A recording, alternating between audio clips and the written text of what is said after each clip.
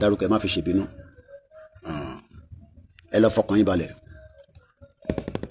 kò sí ọ̀nà àbáyọ kankan mọ́, Nàìjíríà máa pín ni, kò sẹ́ni kankan tó lè dá dúró.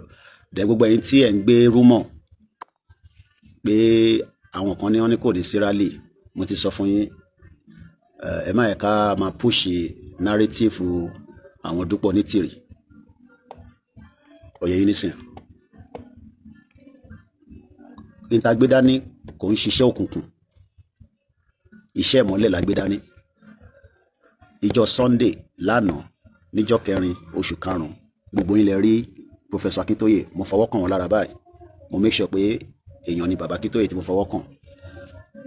So tí àwọn kan bá, mo kí ẹ brother mi gbogbo Saleko mainland, brother mi Yẹbi Fatoke, mo wà láfíríkà ó tún send owó kọfí sí mi, ó ní máa mú kọfí sí mi lọ́rùn, kò ní tán bẹ́ẹ̀ fún láíláí.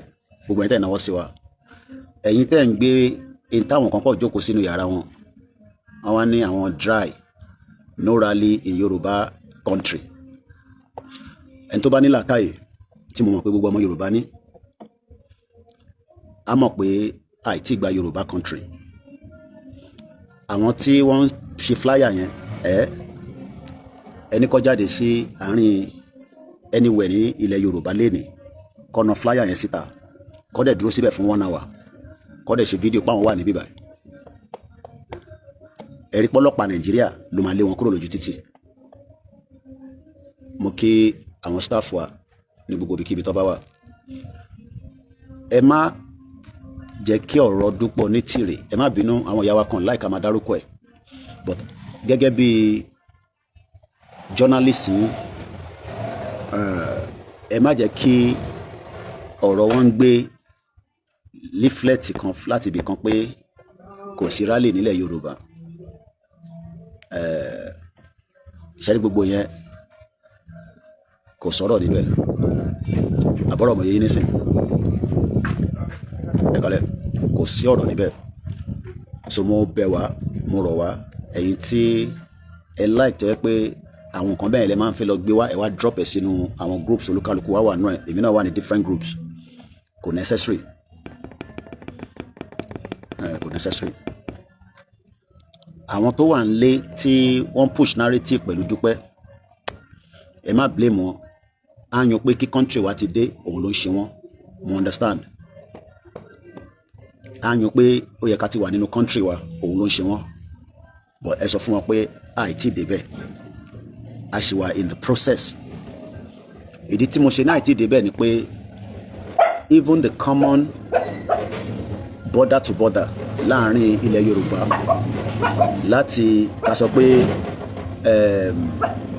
èèyàn wà ní Lagos State nísìn, ó fi cross lọ sí the next border, Nàìjíríà fúnra rẹ̀ gan ó sì ní k-leg. So gbogbo ọ̀rọ̀ tàwọn Dúpẹ́ yẹn kò tẹ̀ ní weight kankan rárá, kò ní weight. Bí mi ṣe ń sọ ìgan ni mo fún wọn ní weight, kò ní weight.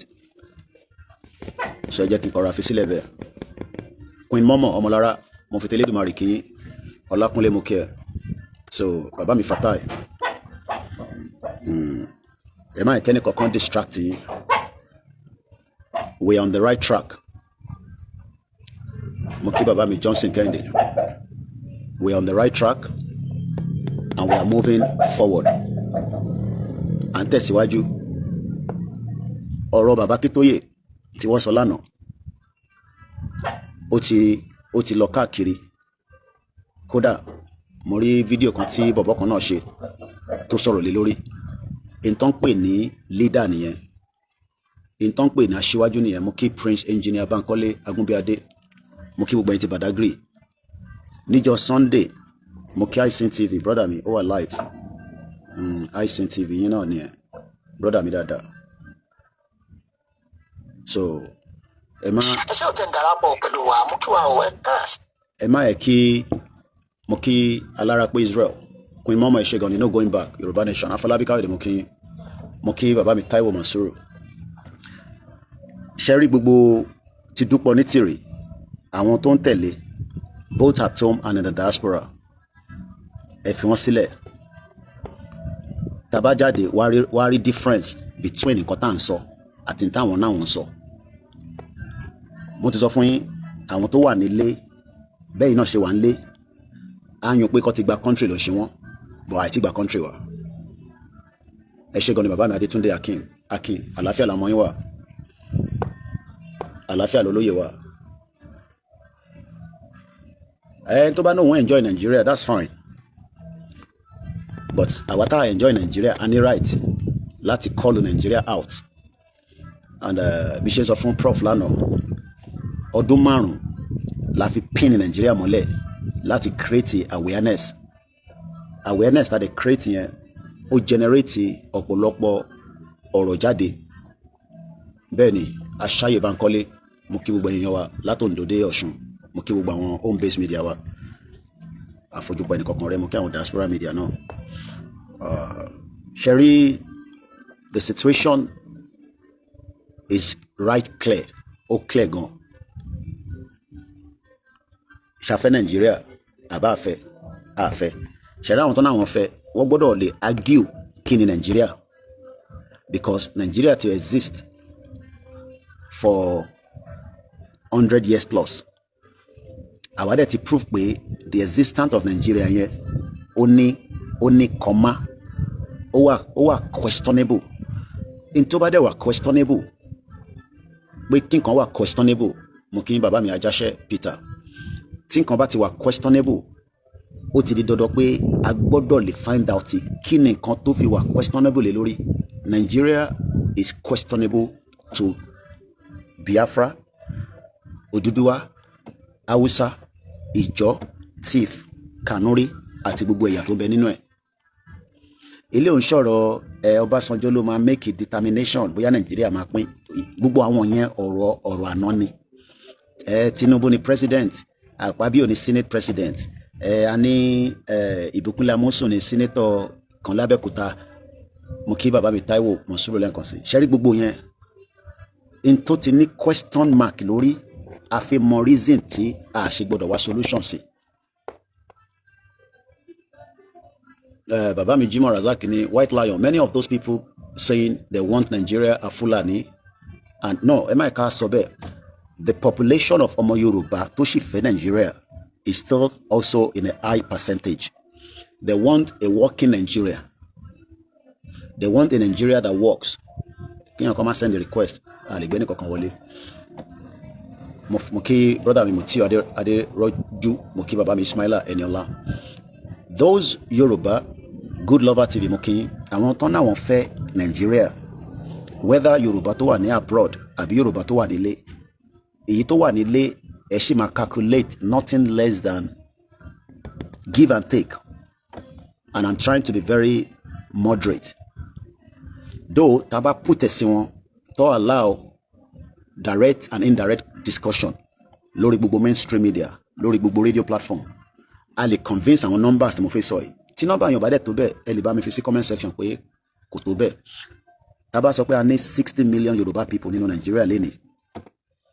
I believe that due to the fact that a ní access sí Allen Conde Moke, a ní access sí a full direct discussion, àwọn èèyàn kàn gbọ́ bit by bit, wọ́n farabalẹ̀ gbọ́rọ̀ yẹn dáadáa. Even though actually convince àwọn èèyàn bẹ́ẹ̀, I think we can say we have about 25 million Yoruba people that believe in one Nigeria out of the 60 million. We have 25 million Yoruba people. I'm not talking about àwọn tó wà ní diaspora, àwọn tó wà ní inú Nigeria ni mo sọ yìí. We have approximately 25 million that believe in one Nigeria for one reason or the other. But tí a bá ní opportunity láti engage wọn, ká pè wọ́n sí town hall conference, ká lọ sórí radio, one radio to one radio, one state to one state. Ẹ mọ̀ pé the opportunity yẹn in the last 5 years, kódà àwọn tó náà wọ́n ti ń ṣe tẹ́lẹ̀, tẹ́ bá lọ wo somebody like Comrade Victor Taiwo, hardly lọ máa ń grant an interview láti project ẹ̀. Tàbá náà àwọn tí wọ́n ti gbé Yorùbá nation self determination, kò ń ṣe àwọn tó gbé restructure dání. Ẹ mọ̀ pé àwọn tó gbé restructure dání, wọ́n fún wọn ní platform láti sọ̀rọ̀. Ẹ rí pé àwọn Afẹ́nifẹ́re, gbogbo àwọn mainstream media, blog, newsprint, offline, they had a lot of discussion because in tó ń sọ̀rọ̀ lé lórí yẹn kò tako Nigeria.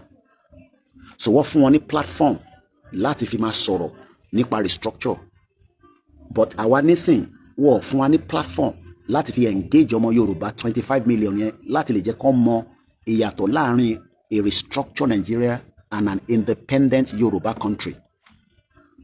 And reason tí wọ́n dẹ̀ ṣe fi opportunity yẹn lẹ̀, mo kí bàbá mi Jafar Sunday Anjorin, mo kí gbogbo ẹ̀yin tẹ́ wà ní Àlímọ̀ṣọ́, ẹ̀yin tí mo bá ṣe meeting níjọ́ Sunday, ẹ rí pé mo ṣe picture kan tí mo wà lórí phone, àwọn Àlímọ̀ṣọ́ ni mo ń bá ṣe meeting, kò ń ṣe meeting nínú Zoom ló ń ṣe, inú WhatsApp group. Mo ṣì ń bọ̀ níbẹ̀ yẹn náà because most of our tamánẹ́yìn à ń ṣe ìpàdé, àdẹ̀wà nílé ta jẹ́ home base, àdẹ̀ ríra korojúkorojú. I mean, I don't know. So these 25 million Yoruba people, Ali should bring one out of Nigeria. Taba needs serious dialogue and engagement with wọn. So these 25 million, along the line, they will fall back. Now, Moki Babami Sulaiman Muhammad, the remaining 60 million Mokweabi, the remaining 35 million tó jẹ́ ọmọ Yorùbá, 30 million ni wọ́n. Tá bá sọ pé kí Nàìjíríà pín lálẹ́, pé kó declare pé Nàìjíríà pín lálẹ́, they are fully ready. Ṣé wá àwọn 5 million kan wà láàrin wa, àwọn yẹn they are not in, they are not out. Àwọn yẹn ni àwọn tí wọ́n jẹ́ bí tá máa ń pè lọ́mọ àlè nǹkan yẹn, they are about 5 million.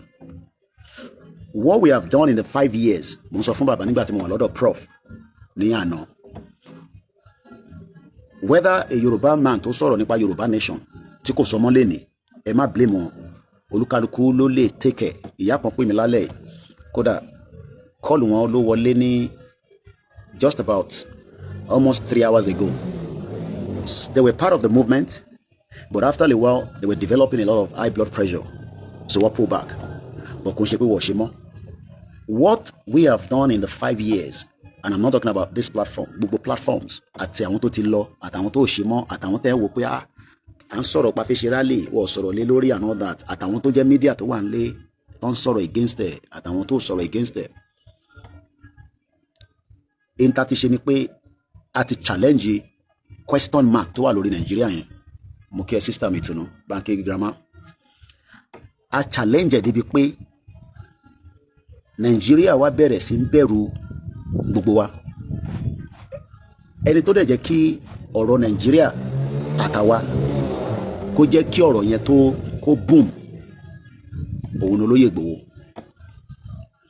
Ọlọ́run fi bàbá, wọ́n fi kẹ́ wa as an historian, tí bàbá bẹ̀rẹ̀ sí fún wa ní guideline yẹn la tẹ̀lé.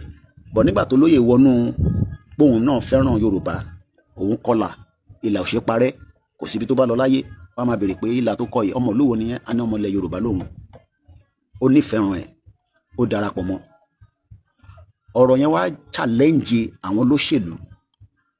Mo ń bá ẹ̀gbọ́n mi kan, náà brother mi, ẹ̀gbọ́n mi kan sọ̀rọ̀ l'Amẹ́ríkà lálẹ́. Kódà ó jẹ́ kó yé mi pé in tó lóye ṣe, ó prove millions of in táwọn kan tó yẹ kó ti ṣe tẹ́lẹ̀ tí wọ́n ṣe. Now ó wá di pé wọ́n bẹ̀rẹ̀ sí ní attack olóyè, wọ́n bẹ̀rẹ̀ sí ní attack ẹ̀. Ìgbà yẹn la fi ń gbọ́ tó máa ní kò kàwé, kò ní education kankan lọ títí. Kódà ẹlòmíì tẹ̀ máa rò pé olóyè ò lè kọ́rúkọ ẹ̀.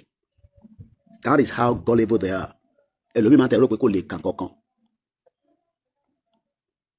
For that reason, ìyẹn tó wá jẹ́ kínú bí àwọn ọmọ Yorùbá kan pé a ní wọ́n fẹ́ ṣe jàǹbá fún wa. Evidence ń bẹ. Ọmọ ọkọ Yorùbá jáde, ẹ̀ ń sọ̀rọ̀ ìwé. Ṣé ìwé la fi gba Yorùbá nation? Kò ń ṣèwé. A fẹ́ lo ọmọ akin because ṣẹ́rí diplomacy ti lọ gan nínú movement yìí. Tẹ́ ẹ̀ bá tẹ̀ wá gbọ́ diplomacy kankan rárá, ẹ jẹ́ n fún ilé ẹyọkan. Nígbà tá gbé lẹ́tà lọ sí Downing Street, ṣé Nigerian government wà wẹ̀? Kí ni reaction Nigerian government pẹ̀lú lẹ́tà tí olóyè tó lọ fi represent Baba Akintoye? That is diplomacy. In tó ń pè ní diplomacy nìyẹn. Because that letter tí Baba Akintoye kọ, èmi ò mọ content ẹ̀, Ìgbòho ò mọ content ẹ̀, Baba Akintoye nìkan ló mọ content ẹ̀. and the instruction was that that letter must not be opened. Ó dẹ̀ wá sealed. Kò ṣe pé lẹ́tà tẹ máa ní ẹ fẹ́ ṣí, tẹ bá ti ṣí lẹ́tà yẹn sí lórí ẹ̀ nílé lẹ́ padà mọ́. Olóyè ló gbé lẹ́tà yẹn dé, ó dẹ̀ gbé lọ number 10 Downing Street. The same number 10 Downing Street yẹn, kí ni emblem number 10 Downing Street ta ló ń represent? Ta ló mọ tí number 10 Downing Street represent?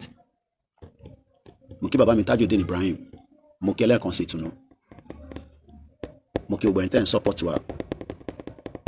Ẹ má wá gbàgbé owó tiyín náà monthly yín ẹ wà ràn mí. Ẹ̀yin tẹ́ bá ti sanwó ọdún tọ́ní kẹsàn fún 1 year, ẹ má bọ́dà àfi tẹ́ bá fẹ́ fi kún.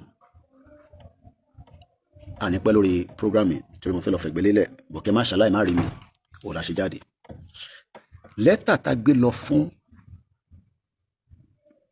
number 10 òun ni pé kí prime minister tí ìjọba kan, ṣe mọ̀ pé prime minister UK ta ló ń gbàṣẹ lẹ́nu ẹ̀, ta ló ń ṣiṣẹ́ fún? Ó ń ṣiṣẹ́ fún King Charles. So lẹ́tà tá gbé lọ sí UK ní October last year, lẹ́tà yẹn represent kí prime minister Keir Starmer kó gbé lọ bá King Charles, and that's exactly what happened. So báwa ṣe gbé lẹ́tà yẹn fún prime minister máa gbé lẹ́tà yẹn lọ bá King Charles, in tó ń pè ní diplomacy nìyẹn. Now táwọn kan bá wá ń sọ nísìnyí pé ṣé rally lè fẹ́ fi gba Yorùbá nation, àti gbọ́ bẹ̀rẹ̀ pé ṣé Ìgbòho ló máa lẹ́ máa fi rally gba Yorùbá nation, ṣé Ìgbòho tó kàwé, ṣé Ìgbòho ni ó kọ lẹ́tà àbí bàbá Akíntóyè?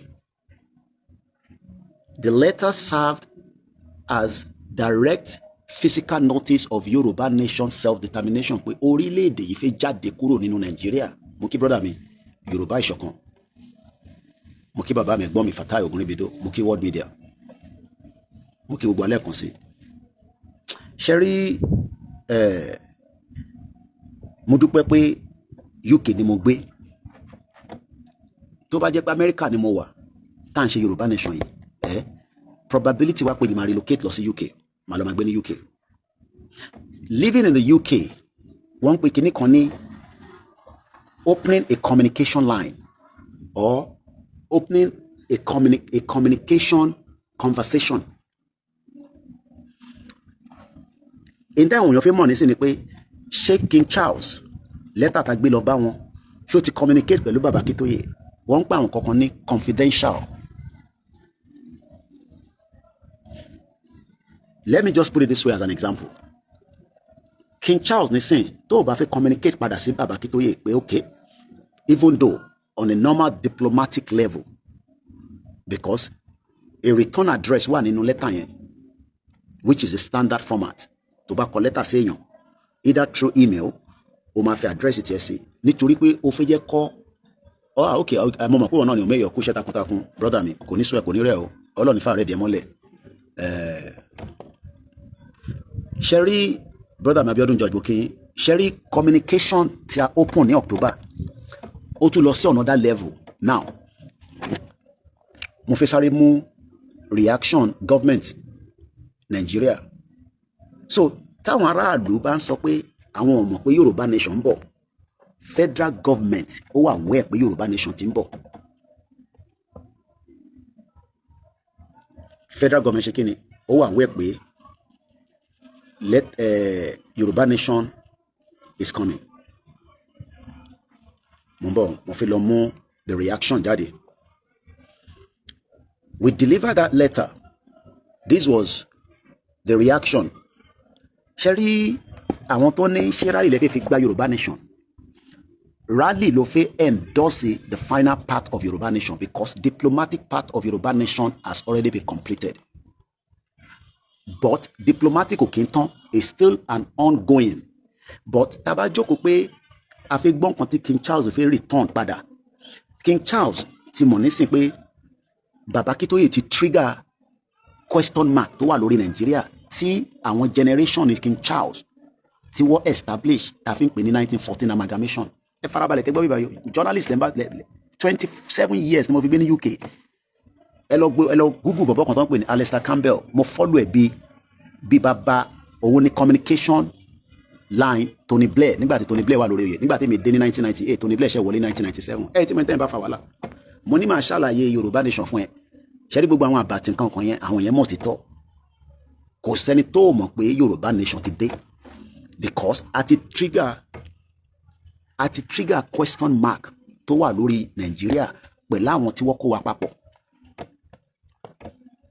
Now UN kí n kọ́kọ́ tún padà sọ́dọ̀ UN ń fúnyàn ní country tó bá sọ pé àfìgbà country ó wà nínú charter UN ni àṣemá ní under United Nations Charter ó ní right fún self determination but UN kọ́ ló máa ní right yẹn òun ló máa rọ fún yín ẹ̀yin lẹ máa lọ béèrè fún right yẹn lọ́wọ́ gọ́ọ̀mẹ̀ntì yín but gọ́ọ̀mẹ̀ntì yín máa challenge yín pé òun ò lè fún yín ní right yẹn ẹ wá force gọ́ọ̀mẹ̀ntì yẹn into either a referendum or a full declaration and those two things ẹ lè gba referendum because the current constitution Nigeria kò ní referendum clause nínú tẹ́ bá dẹ̀ ní pé kó fún yín ní referendum clause a ṣe ń lọ through another long route of diplomacy pẹ̀lú pẹ̀lú current Nigerian system and that could run for many years because right now in the last 2 years of Tinubu and the 8 years of Buhari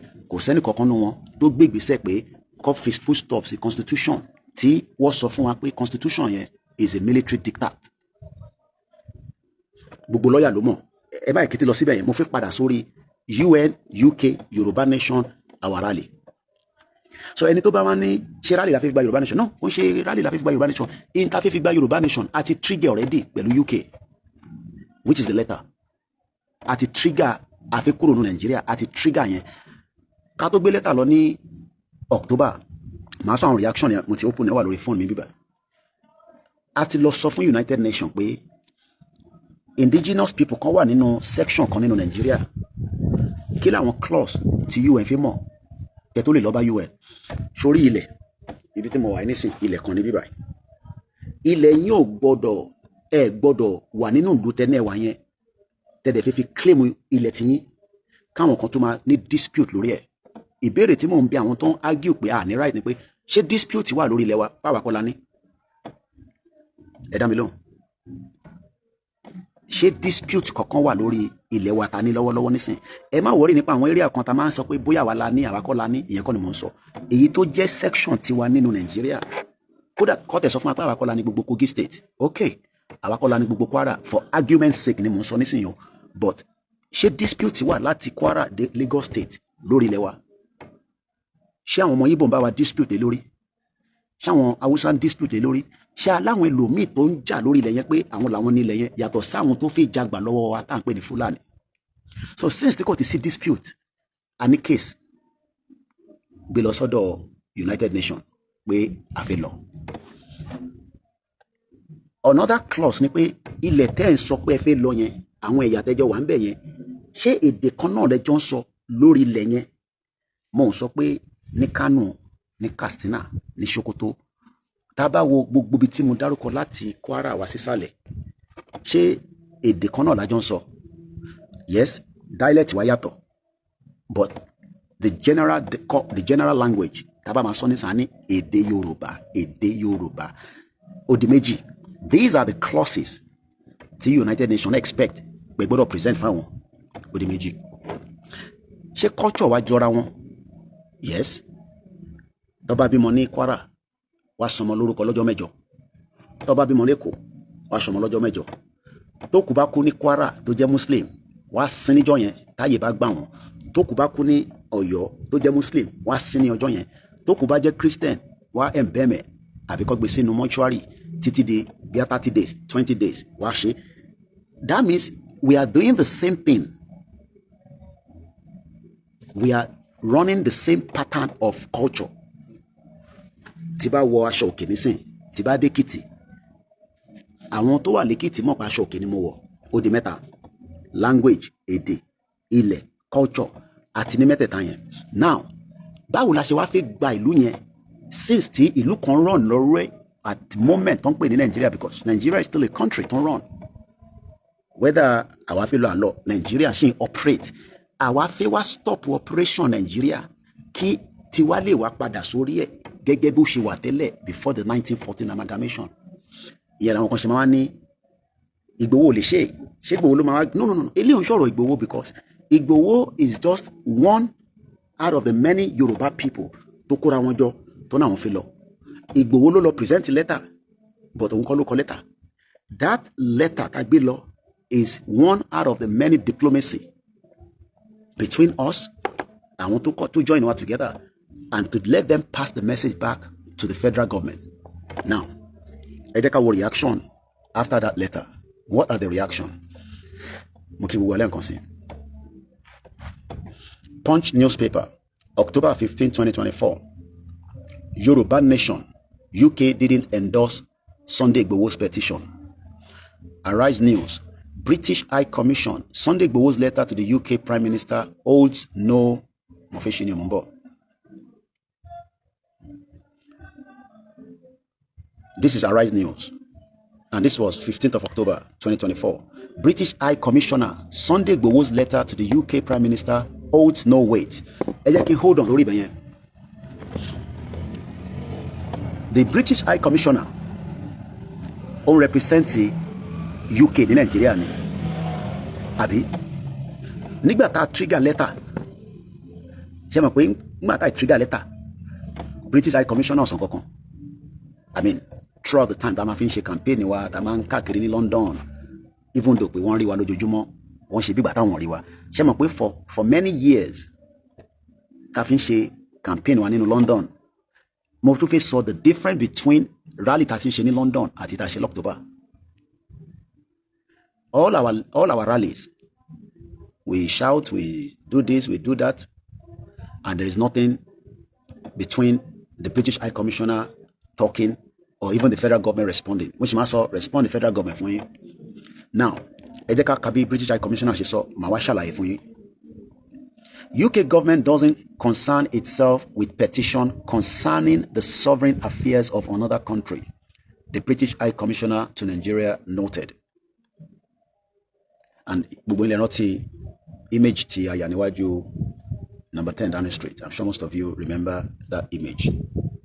That is myself, Igboho, Alhaja Adeyeye Igbedu, Fatai Ogunribido, Kentos, Prophet Ologunlowa tó wá láti America àti Chief Sunday Igboho Yajo Koiki.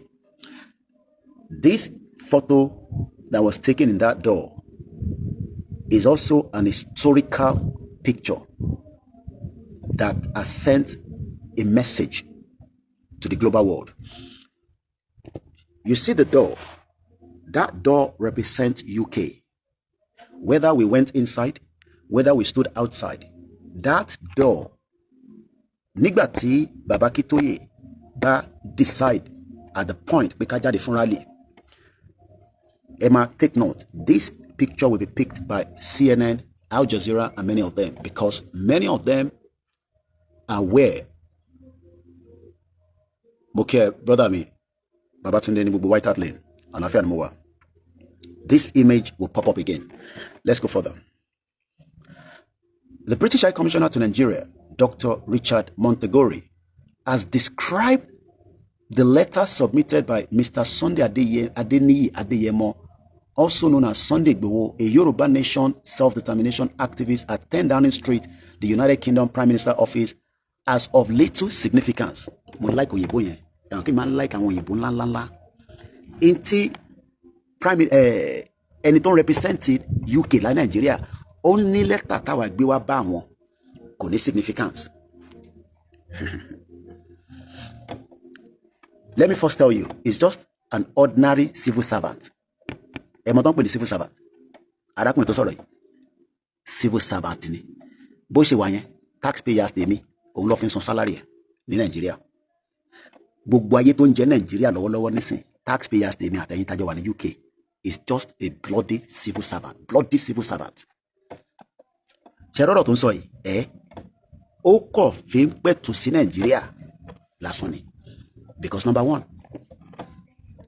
òun ò mọ content tó wà ní letter. I can tell you that because he's a civil servant. That letter is a confidential letter between the leader of a movement and the government of the UK. And telling government of the UK, kò ń ṣe prime minister.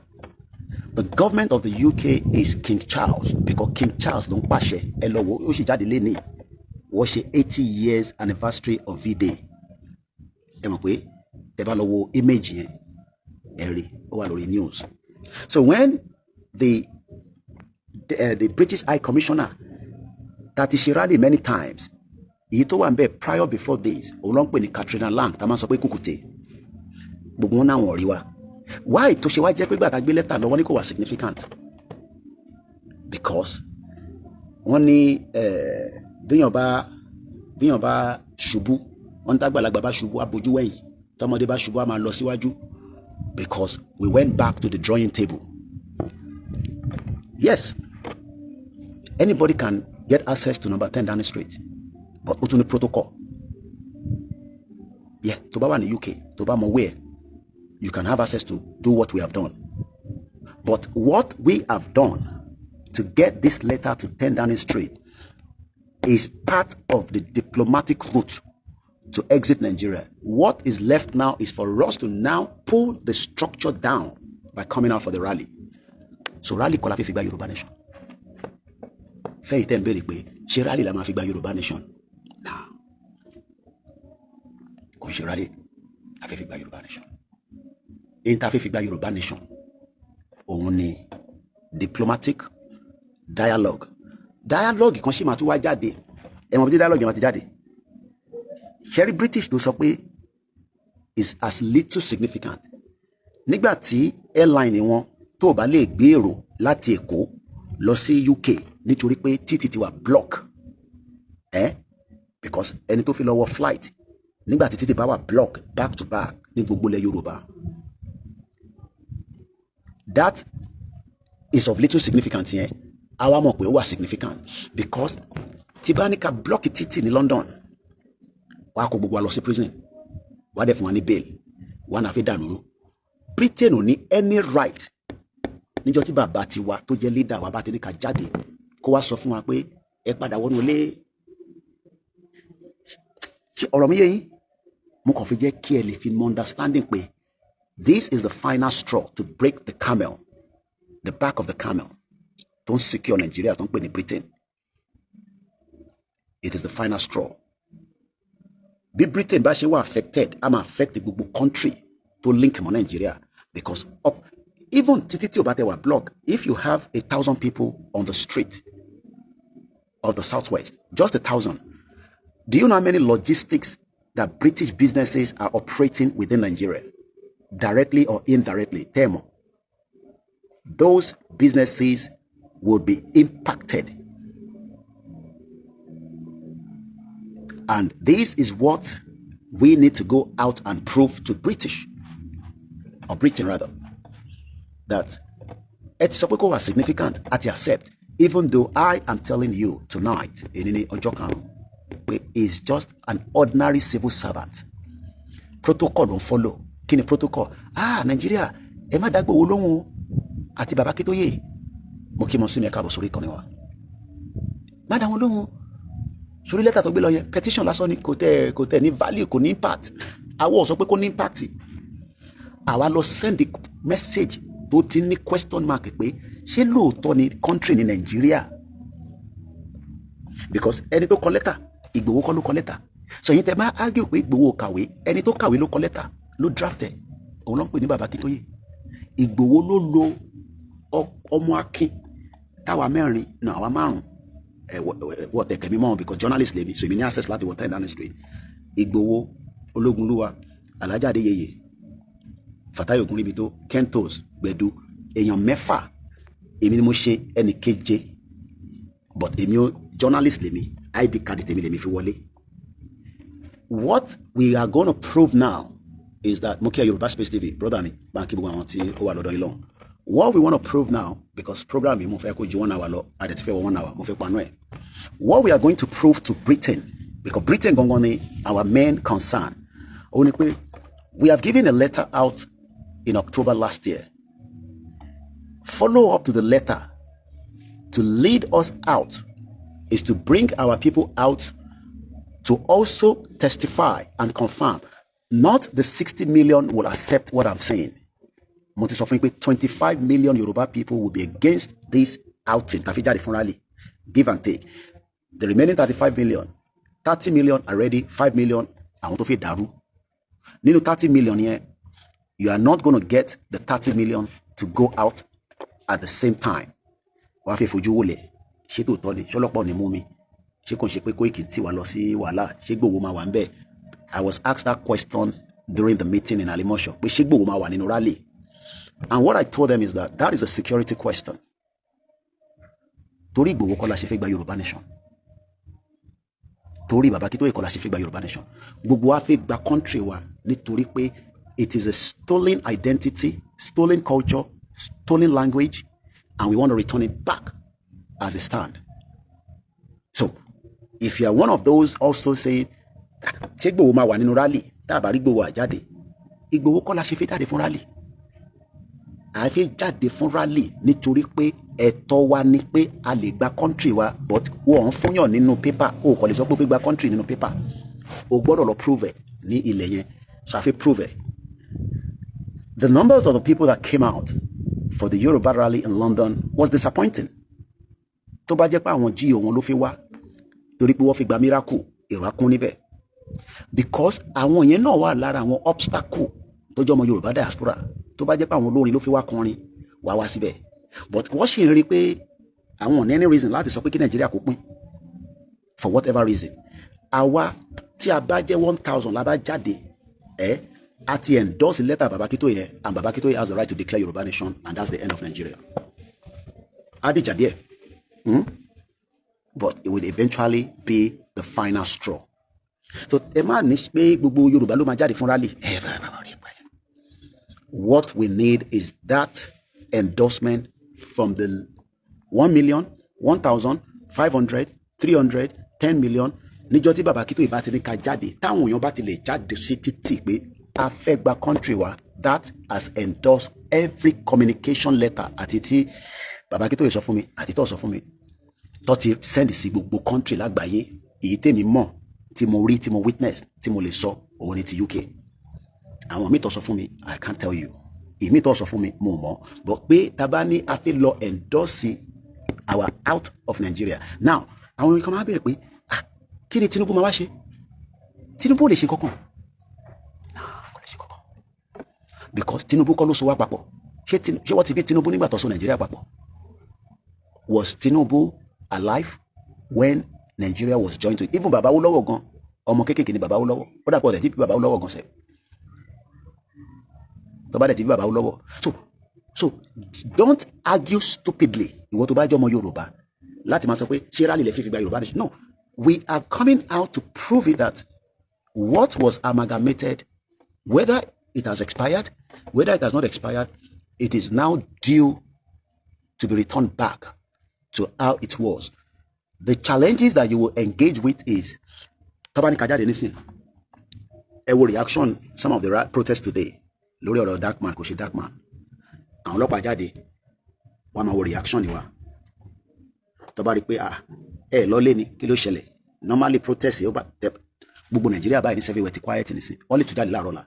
But if this goes on continuously for 2 days, 3 days, 4 days, we are now affecting the businesses of all these countries that has relationship with Nigeria. There might be slow services. The stock market in Nigeria will be affected. Logistics will be affected. Services will be affected. Things will gradually slow down, and the government will be told by the UK government to push us out of the street. Wọ́n máa fi communication méjì fi bára wa sọ̀rọ̀. Èyí tó bá gbé sí public, wọ́n ní you have the right. Government máa dé pẹ̀lú wọn, but I can assure you, gbogbo ẹni mo fi sọ, ẹ lọ múra pé UK máa sọ fún Nigerian government kó dé pẹ̀lú wa. Because the UK doesn't want Nigeria to break right now. I have given you the exposition. Even the government is attacking Akin Adesina. Ẹ mọ̀ kí mi ṣe program lé lórí. Ẹ má believe gbogbo yẹn o. Game ni gbogbo yẹn o. Bàbá game. Ó yá ọ̀nà ló gà. Lọ attack Akin Adesina pé ó ṣe máa sọ̀rọ̀ pé Nigeria ti ra reintegration ó ti padà sí 1959 àbí 1960. Ó ti wà worst off. If you believe all that nonsense, the preparation of Akinwumi Adesina is already in the pipeline. There are many things that they are playing from the back scene. I did it. I told you. David Lami came. O promise wa pé Koiki má pín Nigeria. Má má sọ̀rọ̀ pé ó fẹ́ pín Nigeria. Ó ṣe promoting Nigeria. But Nigeria máa dání in 50 years. I will be 90. Now, David Lami, a lè dúró dè yẹn. Nígbà tó rí pé ti David Lami ò work. After tí a jáde fún protest àbí rally ní London ni David Lami wá sí Nigeria o.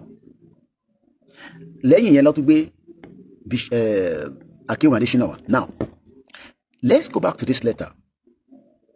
Let's go back one more step to this letter. Tribune, Yoruba Nation, Sunday Igboho caution federal government, UK didn't endorse Sunday Igboho Yoruba Nation petition. Now, the reaction of that letter forced the federal government to question UK.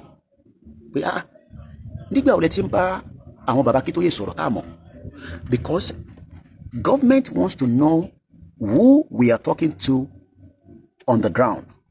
So you tell us, Koiki ṣe bá Russia sọ̀rọ̀, ṣe bá Iran sọ̀rọ̀, kò dẹ̀ lómi ní ká lọ bá North Korea sọ̀rọ̀, bá Italy sọ̀rọ̀, bá Taore sọ̀rọ̀, bá this sọ̀rọ̀. Màá kọ́ ni mo ti gbọ́ náà ni. Most of you when you call me like that, because these are very confidential that cannot come into the limelight. You know why? The government of Nigeria will question this country and asked, kí ni arrangement tẹ́ ń ṣe pẹ̀lú Baba Akintoye àtàwọn Yoruba Nation against the government? So when we took the letter, this was another article from the Cable to wá on the 15th. UK didn't endorse Sunday Igboho. Yes, we want UK to endorse it, but UK is not going to endorse it. What we have done is we have taken a letter to UK to present the reason why we need to dissolve away from Nigeria. Àṣìgbé letter lọ bá American government. No. A lè lobby pẹ̀lú America. Wọ́n máa ń pa àwọn kan ní lobbyist. It's not cheap. Over expensive.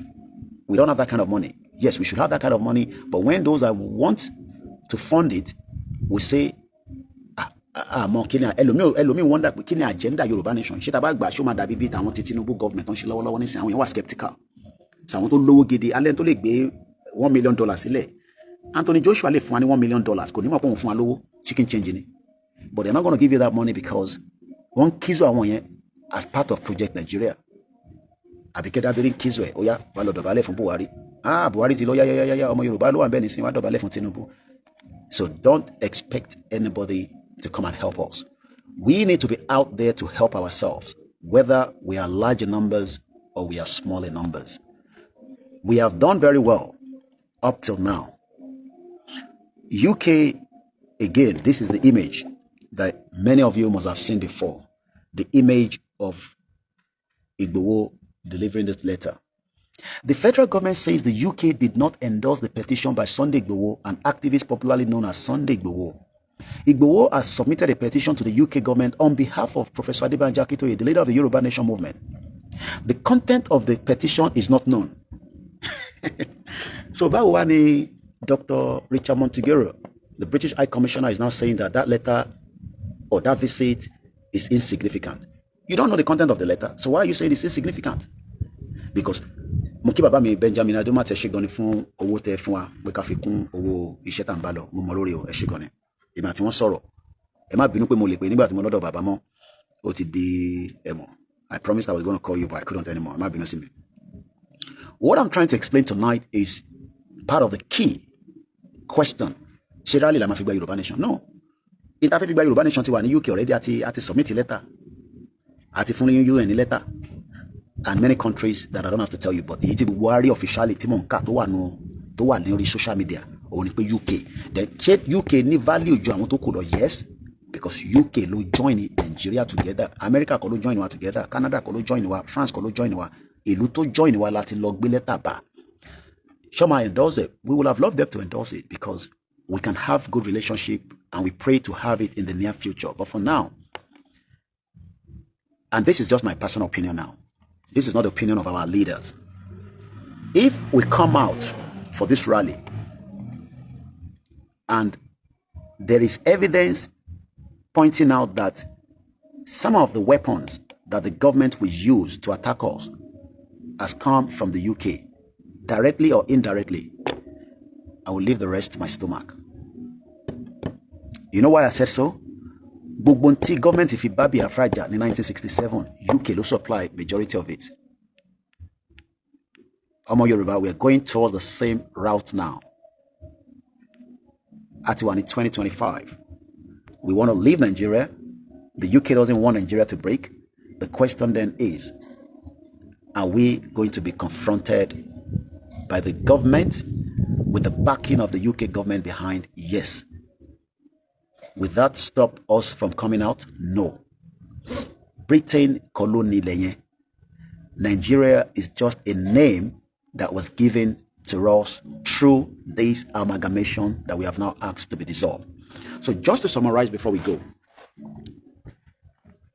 forget about sending messages of Dupe Onitiri Sokpe Kinikan. Dupe Onitiri is nobody because she's nobody. She's a ghost. Àwọn tọ́nà wọn ní àwọn ti gba country pé àwọn ò fẹ́ káwa kan wá ṣe rally gbogbo yẹn kódà báwa 500 bá wà níta káwọn jẹ́ 2000, they cannot come out and stop it. They know that already. They know what will be the consequence of such. I don't have to say such on the social media. If they try any mess, if they try any mess, they know what could be the consequence. I will leave that for that. But they're not relevant. So I am pleading with any one of you that is still thinking that every flyer right? If you are Africa, Africa you can see it. Sorry, in Africa anymore. Well, be any one of them that Tiwa Jona wants to do Bonitiri come about Africa. Or be one that. If you take back country, more in Africa, tabati back country, if you take business in the UK, I will be living on the ground. I will be helping the government with my media. I don't have to be in the government. I don't need to be in the government. I will still be a normal citizen inside a Yoruba country and running my own private business, paying my tax, and doing exactly what to do to promote the country. I don't have to be involved in the government because I still want to hold Yoruba government accountable for any injustice against Yoruba citizens. So how can people say Atiba country or they just abroad or wale? Could see any iota of evidence base, and some people believe that nonsense. I don't know. I mean, something must be wrong with our people. So, we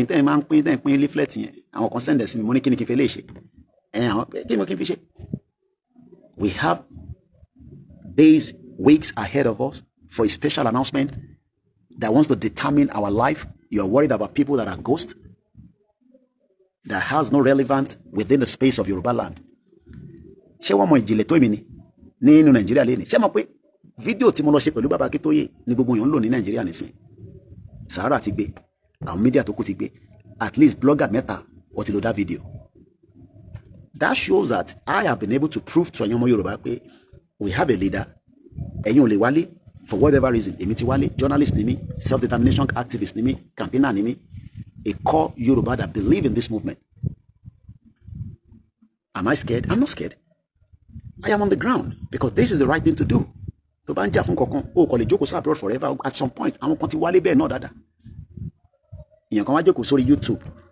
Sórí YouTube lẹ́tí fẹ́ gba Yorùbá nation. Orí ilẹ̀ yìí láti máa gbá ilẹ̀ Yorùbá tí mo wà yìí, ibẹ̀ láti máa gbà. Lórí ilẹ̀ Yorùbá tí mo wà yìí, lọ́wọ́lọ́wọ́ yìí, ibẹ̀ láti máa gbà.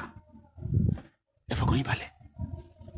Baba Akintoye ní kókó kódà kọ́pẹ́ rally ní 12 midnight la máa bẹ̀rẹ̀ sí jáde ní gbogbo ilẹ̀ Yorùbá.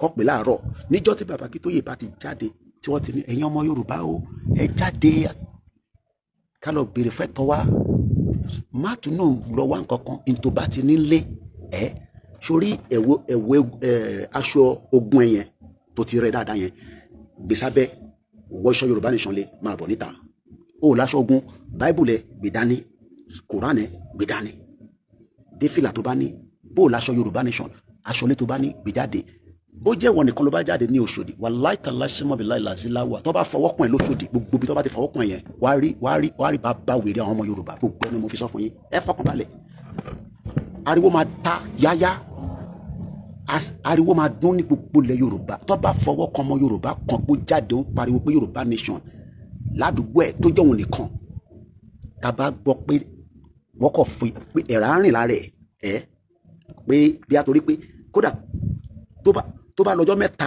pé àtẹ ẹ̀gbọ́n ẹ̀ rárá gbogbo ibi tí wọ́n bá wà níbi tí ọmọ Yorùbá tó bẹ níbẹ̀ tí ẹ fi ṣe wàhálà pé ẹ̀yin lẹ́wọ́ lọ ṣe jàǹbá fún yẹn stage tá à ń bá lọ ó ti kọjá stage kìíní o à ń lọ jagun ni o gbà bí ṣe sọ fún yẹn à ń lọ jagun gidi ni tí bá dẹ̀ sọ pé à ń lọ jagun láti gba ilẹ̀ yẹn padà lọ́wọ́ àwọn amúnisìn olórí burúkú Britain ẹ fọkàn yín balẹ̀ mo ní sọ jù bẹ́ẹ̀ lọ lálẹ́ ilẹ̀ Yorùbá lè mi wá báyìí à ń dúró náà ni mo ní mi padà lọ London ọ̀n títí bàbá mi mo lè wá padà lọ London o kí n kàn lọ́wọ́ àwọn ọmọ Oòduà o but for now I'm going nowhere ilẹ̀ Yorùbá ni mo wà báyìí ẹ fọkàn yín balẹ̀ àṣeyọrí la máa ṣe ẹ jẹ́ kí n lọ sùn lórí owó ẹ̀ṣọ́rin ó yà ń gbọ́ kàdà àdúpẹ́ fọlọ́run so mo kí gbogbo èèyàn wa ẹ má bẹ̀rù ẹ má fòyà gbogbo ẹnu wọn fi sọ àṣẹ máa jáde lẹ́nu àwọn bàbá wa àwọn kankan máa jáde ẹ jẹ́ ká dé mọ́bẹ̀ ẹ jẹ́ ká ní sọ̀rọ̀ kí prof wá deliver message bí a fi jáde fúnra lè àgbà call kí wọn kọ́ máa pè mí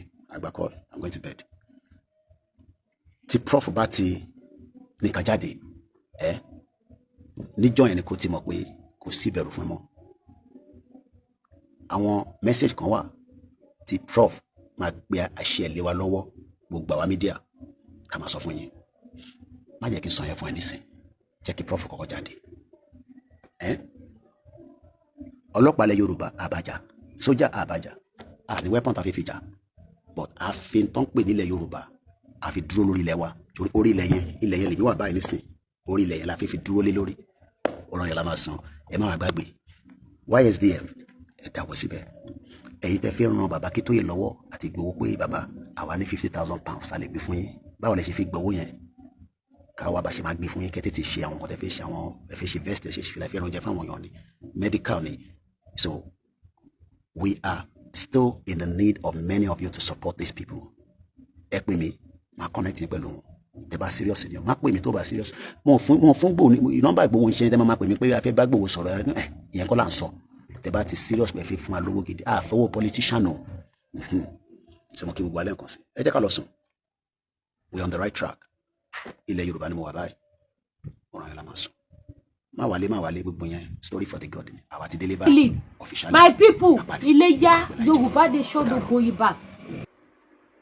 Let's make sure wípé a sa gbogbo power wa láti lè fi ṣe kíni kó agbára wa ká fi orílẹ̀-èdè yẹn sílẹ̀ ká dá dúró ká gba òmìnira. We have enough resources. We have enough resources tá lè fi survive. Don't listen to all these leaders. Don't listen to all these king, all these baálẹ̀ governor tó sọ pé tá bá dá dúró kí ni Yorùbá fẹ́ jẹ. Ká gbàdo tó dáyé kíní kan lẹ́dìyẹ jẹ. Ohun tí ìran Yorùbá máa jẹ Olódùmarè ti ṣe fún wa. We are not Nigeria, we are Yorubas. And before we became Nigeria, láti jẹ, láti mu, láti live fine. Kó tó kó wa papọ̀ pẹ̀lú amalgamation. Kó tó kó wa papọ̀ pẹ̀lú amalgamation láti jẹ, láti mu, láti ṣararige. So what are you now telling me? Kí lẹ sọ? Wípé kò sí nǹkan tá fẹ́ jẹ, báwo la ṣe fẹ́ survive? Èmi Lady Kẹ́fẹ́ Olúwaṣọ́nbẹ̀ yìí wípé ọmọ Yorùbá. This is the time. Ẹ má jẹ́ afọ́, ẹ má jẹ́ ká bẹ̀rù.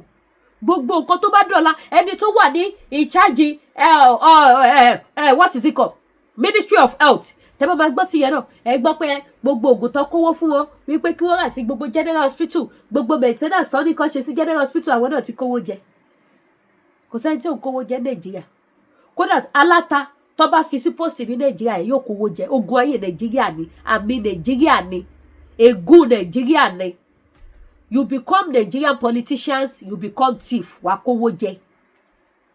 You join Nigerian politicians, ó ti wọ ẹgbẹ́ olè, ọ̀dájú, ìkà. Ó ti di ègún àti èpè, ó ti di àmì burúkú fún orílẹ̀-èdè yẹn. Ẹ jẹ́ ká dá dúró, ká ba lè lálàáfíà ojú òní tiwa. A ní rí jù bẹ́ẹ̀ lọ lórí ètò. Orúkọ ti tèmi ò yí padà. Lady K Ìfẹ́ Olúwaṣọ́. The baby of Yoruba nation. Èmi gangan lèmi wọ́n nífẹ̀ẹ́ lómi ṣe mí. Yes, ẹ̀yin mọ́mí ẹ̀yin dáàdi ẹ wá raṣọ. ẹ wá ra àwọn ohun tí mò ń tà ohun mo mi táyé òkè wá bá mi ra o. Mo fi àsìkò dúpẹ́ lọ́wọ́ gbogbo ẹ̀yin tẹ́ patronize mi fún gbogbo àwọn product tí mò ń tà. Thank you so much. God will bless you, God will guide you, God will protect you. Àdúrà gbogbo wa máa gbà. Èyí tí a fẹ́ Ọlọ́run á fi fún wa, èyí tí a ò fẹ́ Ọlọ́run á bá wa kọ́ ní agbára Ọlọ́run. Gbogbo wa tá ń wojú Ọlọ́run fún ohun kan tàbí méjì, Ọlọ́run á ṣe fún wa. Mo dúpẹ́ lọ́wọ́ gbogbo yín. Ẹ̀yin mọ́mì, ẹ̀yin dádì, ẹ mọ́ gbàgbé tẹ́ bá fẹ́ ra aṣọ tó dáa, ready to wear, tí kò nídìí wípé ẹ ṣe wàhálà ẹ làágùn jìnnà. Àtẹ̀yin dádì mi, ẹ pè mí ọmọ yín olólùfẹ́ yín Lady K Ìfẹ́ Olúwaṣọ, the baby of Yoruba nation. Mi ti mọ̀ pé gbogbo ayé ló máa ń wò mí. Tẹ́lẹ̀ bá máa pè mí báyìí, baby of Yoruba nation. Àwọn bàbá kan pè mí. Mo ṣe hello tí mo rí kọ́ yẹn, hello, ó ní hello, ẹjọ́ ṣé baby of Yoruba nation nìyẹn. Mo kú sẹ́rìn nígbà tí bàbá mi Professor Banji Akíntóyè náà pè mí bá the baby of Yoruba nation. Mo ló tán. Mo ti mọ́yè yìí jẹ ìwọ ọ̀nà ìwọ pápá ìwọ ọ̀nà baby of Yoruba nation ìwọ ọ̀nà ìwọ pápá ìwọ ọ̀nà. Tí bá ti ṣẹ̀fẹ̀ ara mi ò ń balẹ̀ ní gẹ́tà ara mi àfi tí n bá ṣẹ̀fẹ̀ kọ́ lọ́wọ́ lọ́jọ́ ẹ̀ níjọ́ kó bá mi dá gbogbo àwọn bàbá màmá sí, kíkú má pa bàbá Akíntóyè fún wa, káìsàn má ṣe wọ́n. Bàbá ti ṣẹ́gun sí kí wọ́n jẹ ọbẹ̀. Ọba tó dá ayé àti ọ̀run, òun ọmọ níṣẹ́ fàyà tí Ọlọ́run ẹ̀mí àwọn wòólì má fi bàbá Professor Banji Akíntóyè sílẹ̀. Jẹ́ kí bàbá yẹ kí ògo ilẹ̀ Yorùbá kó ṣojú ẹ̀mí wọn. Jẹ́ kí bàbá yẹ kí wọ́n ní ẹnu ọpẹ́, kí wọ́n lè jábọ̀ rere fún ìwọ Ọlọ́run nígbà tó bá túbọ̀ lu ọ̀pọ̀lọpọ̀ ọdún sí, because iṣẹ́ ìránṣẹ́ la gbé lé wọn lọ́wọ́ o. Wọ́n á sì dánwò lọ jábọ̀ kọ́ wá rí ààbò ayọ̀ lọ jẹ́ pé Olúwa iṣẹ́ tó rán mi àjẹyè ni mo jẹ, mo gba Yorùbá nation. Bẹ́ẹ̀ ni kó rí. Jésù Olúwa wa mi àmì lórúkọ Jésù. So the baby of Yoruba nation, ẹ wá patronize mi, ẹ wá bá mi raṣọ. Gbogbo lówó, gbogbo lówó lọ́mọ o, gbogbo lówó. Ẹ̀yin tẹ́ fẹ́ ra aṣọ ọkùnrin, aṣọ obìnrin, Ankara, lace, damask, Kampala, brocade, ẹ má bínú mi bá ṣe pé. Àti kí tún ní ná, èwo la tún níbẹ̀. Àwọn senator wears, àwọn Ankara two color, Ankara mix with lace, àwọn Daviva tó fine dáadáa, àti àwọn Ankara cotton gidi. Mo láwọn Ankara tó gbá skin níbí báyẹn, ẹ̀yin mọ́mì mi ẹ patronize mi. Ẹ̀yin tẹ́ máa sọ pé Kampala lè fẹ́, tẹ́ bá rí àwọn Ankara tí mo ní, wàláhì tàláhì ó máa wù yín. Àwọn fine design, fine one tó bá dẹ̀ jẹ́ Kampala náà ni. Ìbá jẹ́ skirt and blouse, Kampala lè fẹ́ àdìrẹ. Mo ní ìbá jẹ́, ṣé mo ṣe láwọn ṣòkòtò àtẹ̀wù náà? 1, 2, okay. Ṣòkòtò àtẹ̀wù náà wà, yes. Mo láwọn ṣòkòtò àtẹ̀wù àwọn big size. Mo dẹ̀ láwọn small size, but small size tí mo ní kò ju méjì lọ tó jẹ́ Kampala ṣòkòtò àtẹ̀wù yàtọ̀ sí Ankara ṣòkòtò àtẹ̀wù wà. But ẹ̀yin tẹ́ bá ṣọ́ra, ẹ̀yin tẹ́ lò size 22, size 24, size 20, size 18, mo ní àwọn size yín gbogbo ẹ̀ ló kún bí báyìí. Ẹ jẹ́ patronize mi, ojú òní tì yín. Ojú o gbọ́dọ̀ tì mí o. Ẹ má yẹ kójú kó tì mí, ẹ bá mi rajà. Ẹ ṣàánú mi, mi ò níbi tí mo fẹ́ gbé lọ. Mi ò ní ṣọ́ọ̀bù. Inú kọ̀rọ̀ yàrá náà ni tá bá ṣe program báyìí, tá bá polówó tẹ́ bá pè náà ni pé fẹ́ rajà. Torí mi ò ṣe wọ́wọ́ mọ́jà. Mi ò wọ́wọ́ mọ́jà, ẹ ṣàánú mi gbogbo ẹ̀yin ìyá mi. Ẹ̀yin tí mo bá dé ṣẹ̀, ẹ foríjì mi. Ọmọdé kì í morí jẹ kó má ra lọ́wọ́. Gbogbo ẹ̀yin tí ń bá ṣẹ̀, gbogbo ẹ̀yin tí mo bá ṣẹ̀, tí èmi Lady K, baby of Yoruba nation, ó yẹ kẹ́ mọ̀ pé tí mo ṣe ti jẹ́ baby of Yoruba nation, mo ti jẹ́ baby fún gbogbo ẹ̀yin tẹ́ jẹ́ Yorùbá. Àtẹni tó jù mí lọ, àtẹni tí ò tó mi lọ́jọ́ orí, mo ti di baby fún gbogbo yín, ọmọ yín ni mo jẹ́. So gbogbo ẹ̀yin tí bá ṣẹ̀, ìbá jẹ́ sọ̀rọ̀ ni mo ṣẹ̀, ẹ foríjì mi, ẹ patronize mi, ẹ bá mi rajà, ojú òní tì, èmi ò ń bówó ṣọ̀tá o. Ẹ ṣàánú mi, kódà tí Dúpẹ́ Onítìrì bá pè mí lẹ́ni sí pé Lady K mo fẹ́ raṣọ, wàláì máa taṣọ fún. Kí ló kàn mí? Òun láyé ẹ̀ ṣe kí ni? Ló ṣayé bó ṣe hùn, máa taṣọ fún. Mi ò ń bówó jà o, ẹ wá bá mi rajà, ẹ ṣàánú mi o. Àwọn ọmọ ajẹun, ọmọ dọ́sìnì, ọmọ 10, bàbá 10, ẹ ṣàánú mi, ojú òní tì yín, àwọn ọmọ yóò ní tàràkà, àwọn ọmọ yóò ní tọrọ jẹ. Ẹ wá bá mi rajà. lẹ́yìn yẹn gbogbo ẹ̀yin tẹ́ bá wá need the spiritual items àwọn spiritual items òun ní ẹ need àwọn pef Holy Michael Ọ̀nàlà back to sender Miss Paris àti bẹ́ẹ̀ bẹ́ẹ̀ lọ ṣé tí wọ́n ti ṣiṣẹ́ sí ni àbí tí wọ́n ti ṣiṣẹ́ sí tó jẹ́ ordinary one gbogbo ẹ̀ ló wà available Lọ́fíńdà back to sender ìṣẹ́gun ló wà fún Holy Michael ìṣẹ́gun ló wà fún Ọ̀nàlà àánú ló wà fún kọ́nà yín ṣí kọ́nà tèmi náà ṣí kọ́nà gbogbo wa jọlà kájọ rí tajé ṣe kájọ rí ṣe kájọ rí mo Ọlọ́run ò kàdúrà o torí ẹ̀ lọ ṣe ní ẹ lọ dira o ṣẹ́rí ilé ayé yìí ọmọ ológo ló máa ń lógun lógo ò ní lógun kódà wọn nírí tí ẹ wá níta ni ẹ jẹ́ fìyẹ́lẹ̀ kò sí nǹkan kan mọ́ lára ẹ̀ ṣùgbọ́n èèyàn tó ní ògo wà lógun ẹni tó ṣẹ̀ abinú ẹ̀ ẹni tí mo máa ń bẹ̀bẹ̀ pé kẹ́ dáríjì mi mi ní rojọ́ jù ẹ ṣáà bá mi rajà spiritual items ní àwọn pẹ́ẹ̀fù ní lọ́lọ́kan òjọ̀kan bákan náà gbogbo ẹ̀yin tẹ́ bá need àwọn spiritual items tẹ́ lè lò fún ìṣẹ́gun ni àánú ni aṣínà ni awẹ ìgúnwẹ èpè dànù back to sender tí a fi ètò àdúrà ṣe lọ́lọ́kan òjọ̀kan gbogbo ẹ̀ ló wà ń bí báyìí sample àwọn eléyìí o mo dìídì káwọn eléyìí sí báyìí mo fi ń polówó ọjà ni àwọn sample ni àwọn ọṣẹ lónírúurú lóríṣiríṣi iṣẹ́ oníkálukú wọn ọ̀tọ̀ọ̀tọ̀ níbẹ̀ ṣe ń wò yìí iṣẹ́ tí oníkálukú máa ṣe ọ̀tọ̀ọ̀tọ̀ ọṣẹ wẹ ègún wẹ èpè ó wà ẹlòmíì ègún inú ẹ̀jẹ̀ ló ń bá jà ẹlòmíì èpè àfọwọ́fà ẹlòmíì gan kò tí ẹ ṣe yàn kò wà burúkú síyàn wọ́n dẹ̀ ń dìde ogun sí wọ́n ń gbógun tì wọ́n á dẹ̀ máa ṣépè fún wọ́n á máa fi re láìṣẹ̀ láìrò so gbogbo ẹ̀yin tẹ́ bá need àwọn nǹkan spiritual items ẹ̀yọ́nú àwọn àgbà ẹ̀bẹ̀ àwọn àgbà àti bẹ́ẹ̀ bẹ́ẹ̀ lọ ní àwọn ọṣẹ yẹn àtàwọn lọ́fíńdà àti òróró gbogbo ẹ̀ ló wà available tó dẹ̀ ń ṣiṣẹ́ dáadáa tó dẹ̀ ṣe kíni tó ń ṣiṣẹ́ dáadáa gbogbo ẹ̀ ló wà ń bí lọ́lọ́kọ̀ òjọ̀kan èyí tẹ́ bá ti fẹ́ lómìn kò mọ nǹkan tó máa lò ó làlàkàlà ó rí ọwọ́ burúkú lóríṣiríṣi nǹkan lọ déédéé ẹlòmíì wọ́n kàn déédéé ń kórìíra ẹ̀ wọ́n kàn ń bínú sí i wọ́n kàn ń ba jà láì nídìí ẹlòmíì wọ́kọ kò rọ́kọ ẹlòmíì wá ohun rẹ̀ kò rí ẹ̀yin ẹ̀ pè mí ẹ̀yẹ́ ṣáà ti ṣàlàyé fún mi tẹ́ bá ti sọ ohun tó ń ṣe yín tẹ́ bá ti sọ fún mi èmi tí mo ti máa ṣe kíni tí mo máa fún yín tẹ́ máa lọ lò tẹ́ dẹ̀ máa ní testimony ayọ̀ tẹ́ máa gbégbá ọpẹ́ lé lórí èmi kọ́ lẹ máa fọpẹ́ fún bí kò ṣe Jésù Kristi ọmọ Ọlọ́run ẹni tó ń gbé inú mi tó ju ẹni tó ń gbé inú ayé lọ òun lẹ máa ṣe kíni lẹ máa dúpẹ́ fún àdúrà gbogbo wa dẹ̀ máa gbà kò sẹ́ni tí ò ní títí ẹ̀ kò sẹ́ni tí ò ní one or two things to face bẹ́ẹ̀ ni bọ́ọ̀rọ̀ ayé ìṣerí nìyẹn báíbù náà gan jẹ́ kó yé wa ó ní búburú ní gbogbo ọjọ́ nítorí náà ká máa fàdúrà àgbà padà òwe lọ́rọ̀ Ọlọ́run búburú ní gbogbo ọjọ́ yìí ó ní ìtumọ̀ tó pọ̀ àwa tá à ń gbénu ayé gan èèyàn búburú ló pọ̀ jù ẹni rere ò kọ́mọ̀ so nítorí náà ẹni tó bá dákẹ́ táyà bá dákẹ́ Ọlọ́run ò ní fi gbogbo wa sílẹ̀ àbúrò ò ní ṣẹlẹ̀ sí wa ẹ pè mí lórí WhatsApp number tẹ́ wọ́n lójú screen yìí anything tẹ́ bá ti fẹ́ ó wà available ojú ò ní tìyìn ọ̀tá ò ní yọ̀ wá ire o ẹ má tún gbàgbé láti subscribe sí YouTube channel wa kẹtọ notification bell àwọn jewelries wà àwọn ọjà tó mú yes ó wà I'm always proud of my business. I'm always happy because yes, I have quality, not quantity. That is why I have grade by grade. Our fabrics here, grade by grade. If you want the one of $20, I have it here. If you want the one of $50, I have it here. If you want the one of $150, I have it here. If you want the one of $100, I have them here. That is why I have them grade by grade. Grade by grade. I have it. I will show it to you. You will pick the one you want. Mú quality tẹ́ bá fẹ́. Bójó ní $30 ni, bójó ní $20, bójó ní $100, bójó ní $150.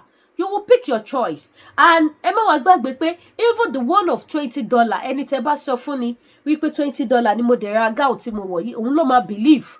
Ẹni tẹ́ bá sọ fún ni even gan pa when they saw it in your body, they will admire it, say wow, ma like aṣọ tẹ́ wọ̀ yìí, kí ó máa fine go able to get it. They will ask you. Gbogbo ẹ̀yin tẹ́ tún wá fún mi ní customer. Sherry, mi ò mọ bí mo ṣe lè dúpẹ́. Ṣùgbọ́n àdúrà tí mò ń gbà ní kọ̀kọ̀ a máa mọ yín. That is all I can say for now. Because jẹ́ kójú kó tì mí, jẹ́ kí n dá láṣetì, jẹ́ kékùtà kó bá mi. You are buying from me. Ojú òde tì yín láti lè sọ fáwọn èèyàn pé ọ̀dọ̀ Lady K mo ti rajà o. ẹ tún introduce àwọn customer sí mi, ojú òní tí yẹn ní ṣàṣetì. Gbogbo ẹ̀yin tẹ́ bá mi rajà, gbogbo ẹ̀yin tó introduce sí mi, gbogbo ẹ̀yin tẹ́ introduce àwọn èèyàn sí mi, ire á jẹ́ ti gbogbo yín lágbára Ọlọ́run. Àwọn ọmọ yín ò ní dẹni àná, àwọn ọmọ yín ò ní dẹni lẹ́lẹ̀. Ẹ ṣé gan, mo dúpẹ́. Ẹ̀yin náà wà ní wàkísà kẹ́yìn aṣọ, ẹ ní wọ́wọ́ tì, ẹ ní bá wọ kí náírà kú àtijọ́. Bí mo wá ti fẹ́ kó rí fún gbogbo ẹ̀yin tẹ́ ń bá mi rajà pátápátá, kó rí bẹ́ẹ̀ fún èmi Àyọ̀ká Lady K Ìfẹ́ Olúwa Show. Jésù Olúwa wa, àmín àmín lórúkọ Jésù. Ẹ subscribe sí YouTube channel wa, kẹ́ tàn notification bell. Ire o.